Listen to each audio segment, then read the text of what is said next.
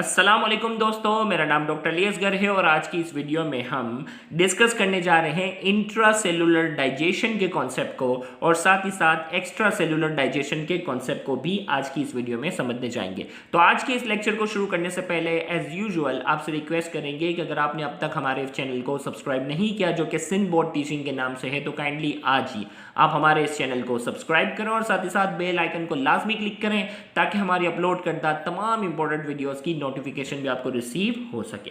तो आइए हम स्टार्ट करते हैं इंट्रा सेलुलर डाइजेशन। सबसे पहले नाम से ही अंदाज हो रहा है, इंट्रा का मतलब इनसाइड, सेलुलर का मतलब सेल के अंदर क्या होगी, डाइजेशन। डाइजेशन क्या होता है, जिसमें कॉम्प्लेक्स फूड पार्टिकल को ब्रेक डाउन करके सिंपल में कन्वर्ट किया जाता है। और ये नाम से ही अंदाज हो रहा है ये सारा प्रोसेस कहाँ होगा, सेल के अंदर होगा। तो इंट्रासेलुलर डाइजेशन का प्रोसेस ज्यादातर किसमें होता है, सिंगल सेल ऑर्गेनिज्म, वो ऑर्गेनिज्म जो सिंगल सेल होते हैं, लाइक प्रोटोजोआ। प्रोटोजोआ की हम बात करेंगे। Commonly take in food particles present in their environment, अपने इन्वायरमेंट्स के जरिए वो क्या करते हैं, फूड पार्टिकल्स को सेल के अंदर दाखिल करते हैं through their cell surface, cell surface के जरिए और प्लाज्मा मेम्ब्रेन, मेम्ब्रेन के जरिए उन्होंने अपने फूड पार्टिकल्स को सेल के अंदर दाखिल किया। The process of digestion take place inside their cell. अब उन्होंने अपना जो फूड पार्टिकल्स जो है वो सेल के अंदर दाखिल किया, लिहाजा जो डाइजेशन का प्रोसेस होगा वो सेल के अंदर होगा। Such organism do not release their digestive enzyme outside their cell.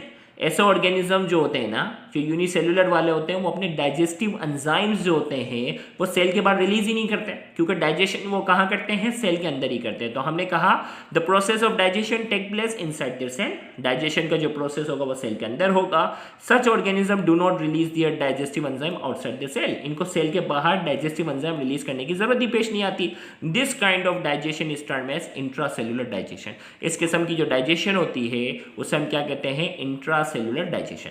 तो in short single cell organism होते हैं, वो अपना फूड पार्टिकल अपने एनवायरनमेंट के जरिए जो है वो हासिल करते हैं प्लाज्मा मेम्ब्रेन या सेल सरफेस के जरिए, और यहाँ जो डाइजेशन होगी वो सेल के अंदर होगी और वो अपने डाइजेस्टिव एंजाइम को सेल के बाहर रिलीज नहीं करते। इस पूरे प्रोसेस को हम कहते हैं intracellular digestion.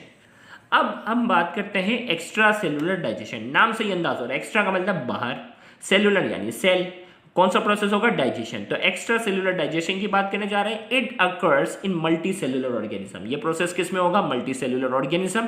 They cannot take it inside their cell directly, ये मल्टी सेलुलर ऑर्गेनिज्म में होगा और ये अपना खाना जो है वो डायरेक्टली सेल के अंदर नहीं ले सकते। क्यों, since the size of food particle is too large to be taken up by the cell, क्योंकि वो जो खाना लेते हैं वो बहुत बड़ा होता है और वो बहुत लार्ज फूड पार्टिकल होता है, वो सेल के अंदर दाखिल तो नहीं होगा।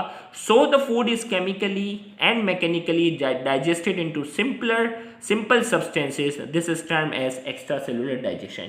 लिहाजा जो फूड लेते हैं वो बहुत लार्ज होता है, वो सेल के अंदर दाखिल नहीं हो सकता, लिहाजा उस खाने की जो डाइजेशन का जो प्रोसेस होता है वो केमिकली एंजाइम्स के जरिए और मैकेनिकली जो डाइजेशन का प्रोसेस होता है वो सेल के बाहर होता है, और उसको बाहर, सेल के बाहर ही वो क्या करते हैं, वो कॉम्प्लेक्स फूड पार्टिकल को सिंपल सब्सटेंस में कन्वर्ट करते हैं।